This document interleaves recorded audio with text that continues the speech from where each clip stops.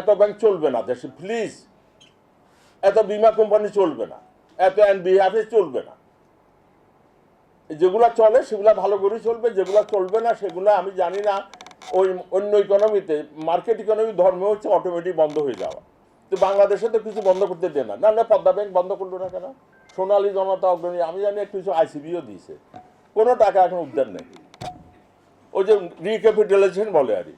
তো আপনি তো রিক্যাপিটালাইজেশন বললেন, নামও চেঞ্জ করলেন, ফার্মার্স থেকে পদ্মা, কিন্তু ইট ইজ নট ওয়ার্কিং। এটা হয় না, হবে না। ওই যে বললাম না, সবাই লাইন ধরে 7% ওই স্ট্যান্ডার্ড চার্টার টাকা জমা দিচ্ছে, 12% দিচ্ছে না এখানে। It's a matter of trust. এগুলো ট্রাস্টের মাধ্যমে চলে, কনফিডেন্সের মাধ্যমে হয়। এই জন্য যেগুলো ব্যাংকিং কোম্পানি যেগুলো ভালো করবে তারা খুবই ভালো করবে, আর যেগুলো বসে যাবে তারা তাড়াতাড়ি বসে যাবে। এর বাইরে কোনো বিকল্প নেই। তো যাই হোক, আমি বাজেট সবারই অ্যাডজাস্ট করছি, এটা ঠিক। একটা ঘাটতি বাজেট কমানোর কথা বলেছে, ঘাটতি বাজেট 4% এক্সিড করছিল, সেটা উনি কমানোর কথা বলেছেন, যদি পারে ভালো। আরেকটা জিনিস অত্যন্ত ভালো বলেছে, টোটাল সরকারি ইনকামে 72% পরিচালনা ব্যয়, 72%, সেটা একটু কমানোর কথা বলেছে। এটা যদি পারে যথেষ্ট ভালো।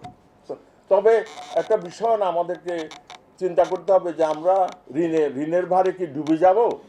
I tell you one thing, পৃথিবীর অনেক ইকোনমি, ছোট ইকোনমি ঋণের ভারে ডুবে গেছে। এটা ওই Zimbabwe, Nigeria, Argentina, Pakistan, there are many examples. Pakistan তো ভাগ্য যে সবার কাছে গ্রহণযোগ্য আছে, আবার কর্জ করতে পারে। এই একটা কর্জ আনি আরেকটা কর্জ দিচ্ছে। তো আমাদের কি সেটা আছে? আমরা কি চাইলে সৌদি আরব থেকে টাকা আনতে পারবো না? সেই জন্য আমাদের কর্জ থেকে একটু দূরে থাকবে, অনুরোধ করবো সরকারকে।